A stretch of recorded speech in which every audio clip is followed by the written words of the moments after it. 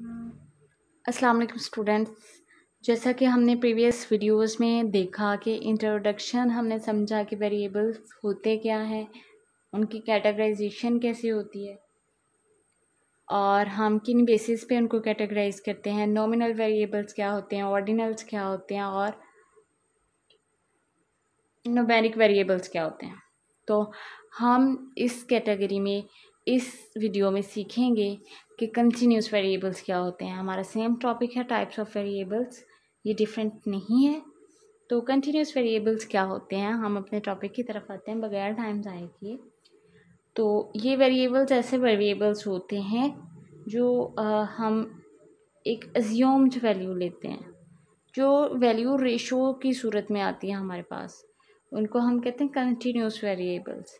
जैसे for example किसी की हाइट है, किसी स्टूडेंट की हाइट है, किसी स्टूडेंट का विजन की लिमिट है, किसी इंसान की विजन की लिमिट है, किसी की सेकंड्स की जो क्वांटिटी है। तो ये कंटिन्यूस वेरिएबल्स होते हैं जो पॉइंट्स की सूरत में जो होते हैं। एग्जांपल दी हुई है जैसे कि स्टूडेंट है वो कितने मीटर टॉल है, तो 1.63 to 1 कितनी चेंजेस आ जाएंगी, कितनी वेरिएशन होंगी। एक्यूरेट जो हमें क्वांटिटी में जो नहीं पता होती न्यूमेरिकली, तो हम उनको कंटिन्यूस वेरिएबल्स कह सकते हैं। और कंटिन्यूस वेरिएबल्स ऐसे वेरिएबल्स होते हैं जिनमें वेरिएशंस की हमें गुंजाइश रखनी होती है। हमें देखना होता है कि इनमें कितने परसेंट चेंजेस आ सकती हैं। समटाइम आपने देखा होगा कि रिसर्च पेपर में बताया गया होता है कि ये जो रिसर्च है वो 95% एक्यूरेटली बात कर रही है, 99% एक्यूरेटली बात कर रही है। तो ये जो मार्जिन 5% का मार्जिन और या फिर 1% का मार्जिन है, ये अकॉर्डिंग टू वेरिएबल्स वेरिएशन रखा जाता है कि जितनी वेरिएबल्स में वेरिएशंस होंगी, जितना वो कंटिन्यूस होगा, उतनी परसेंट जो है वो आपकी रिसर्च की वैलिडिटी मैटर करेगी। तो आपने ये मैथ में भी देखा होगा कि जब हम लोगार्थम वगैरह और अलजेब्रा वगैरह कर रहे होते हैं, तो और जब पैमाइश कर रहे होते हैं, ज्योमेट्री की बात कर लें, तो एंगल बनाते हुए 1.63 सेंटीमीटर लेते हैं, और या फिर हम क्या लेते हैं 2.5 का जो एक ट्रायंगल ड्रॉ करें। तो ऐसे क्वेश्चंस हमें सिखाए जाते हैं ताकि हम एक्यूरेट बेस बनाना सीखें, एक्यूरेट शेप बनाना सीखें और हमें अंदाज़ा हो कि हमने किस तरह मैनेज करना है। तो ये वो एक जिनमें पॉइंट्स की बात आती है उनमें वेरिएशंस की भी बात आती है, और हमने बिल्कुल वैसे ही जैसा कि एक शेप ड्रॉ करते हुए ख्याल रखना होता है कि हम एक्यूरेटली नाप लें, इसी तरह हमने रिसर्च करते हुए अंदाज़ा करना होता है कि हम इनमें कितनी वेरिएशंस जो हैं वो अफोर्ड कर सकते हैं, कितनी आ सकती हैं तब्दीलियाँ हमारे रिसर्च के वेरिएबल्स में। तो हमारे पास जो भी रेशो की फॉर्म में आता है वो हमारा कंटिन्यूस वेरिएबल होता है।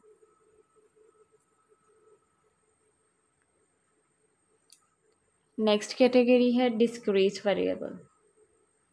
डिस्क्रीट वेरिएबल बिल्कुल ऑपोजिट है कंटिन्यूस वेरिएबल के, बिल्कुल ये एग्जैक्ट नंबर होता है और हम इनको डिवाइड कर सकते हैं।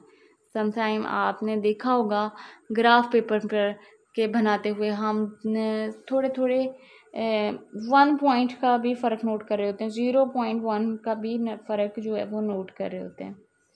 तो ये चीज़ भी नोटेबल है कि हम एग्जैक्ट वैल्यू क्या दी जा रही है उसी पर फोकस करते हैं।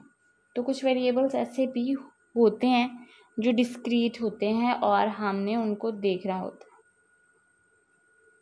है। जैसे कि अगर हम कोई प्लाट वगैरह ख़रीदना चाह रहे हैं, कोई ऐसी कमर्शियल जगह पर मौजूद हैं, तो जब हम पैमाइश की जाएगी तो एक्यूरेटली बताया जाएगा कि वो जो हम एरिया देख रहे हैं वो कितने मुरब्बा स्क्वायर पर मीटर, या जो भी वो स्केल इस्तेमाल करें, इस्तेमाल करते हुए वो एक्यूरेट एग्जैक्ट वैल्यू जो बताएंगे वो डिस्क्रीट वेरिएबल है।